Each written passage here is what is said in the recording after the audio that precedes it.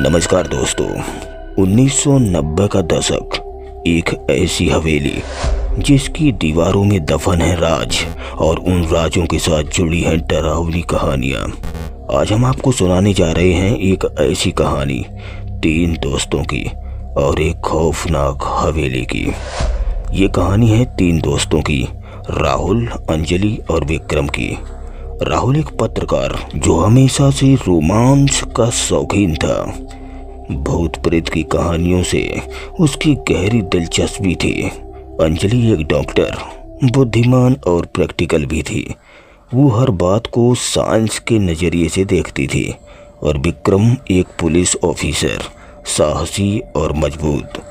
लेकिन उसके अंदर एक डर भी था, अज्ञात का डर। राहुल के पिता भी एक पत्रकार थे जो एक रहस्यमयी हादसे का शिकार हो गए थे। राहुल को लगता था कि उसके पिता की मौत के पीछे कोई अलौकिक शक्ति है। यही वजह थी कि वो हमेशा ऐसी कहानियों की तलाश में रहता था। अंजलि का बचपन गांव में बीता था, जहां उसने कई डरावनी कहानियां सुनी थी।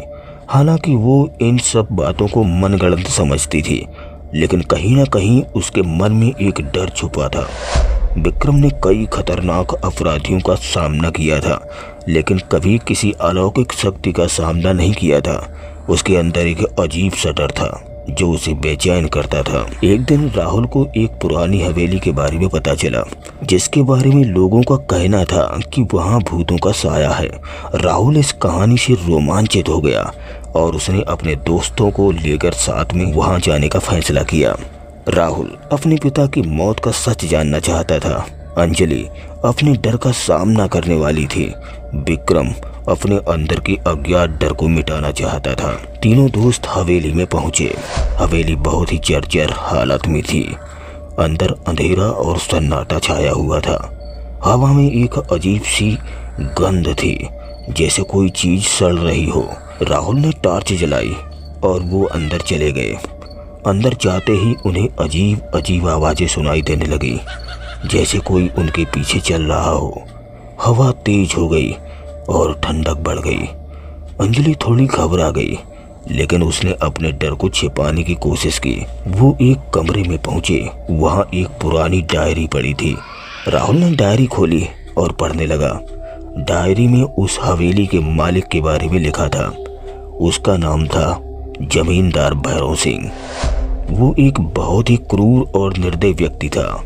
लोगों पर बहुत अत्याचार करता था। डायरी में लिखा था कि भैरव सिंह की मौत भी बहुत रहस्यमयी तरीके से हुई थी।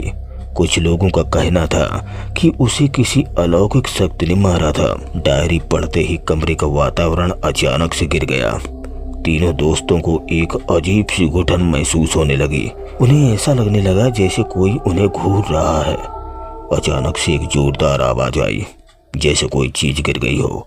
उन्होंने देखा कि एक मूर्ति टूट गई थी। मूर्ति भैरव सिंह की थी। मूर्ति के टूटते ही हवेली के सभी कमरों में एक साथ बिजली गुल हो गई। चारों तरफ अंधेरा छा गया। तीनों दोस्त डर के मारे एक दूसरे में चिपक गए। उन्हें कुछ समझ नहीं आ रहा था कि क्या हो रहा है। तभी उन्होंने एक आवाज सुनी, एक डरावनी आवाज, जैसे कोई चीख रहा हो। आवाज धीरे धीरे उनके करीब आ रही थी। तीनों दोस्त अपनी जान बचाकर हवेली से भाग गए, लेकिन क्या वो सचमुच में उस खौफनाक हवेली से बच पाए, या फिर वो अलौकिक शक्ति अभी भी उनका पीछा कर रही है? डर के मारे तीनों की सांस थम सी गई थी। बस इतनी सी थी ये आज की कहानी। कहानी पसंद आई हो तो प्लीज़ वीडियो को लाइक कर हमारे चैनल को भी सब्सक्राइब कर ले। और हाँ, फेसबुक पर देख रहे हो तो प्लीज़ हमें फॉलो भी कर ले। आपका बहुत बहुत धन्यवाद। जय हिंद दोस्तों।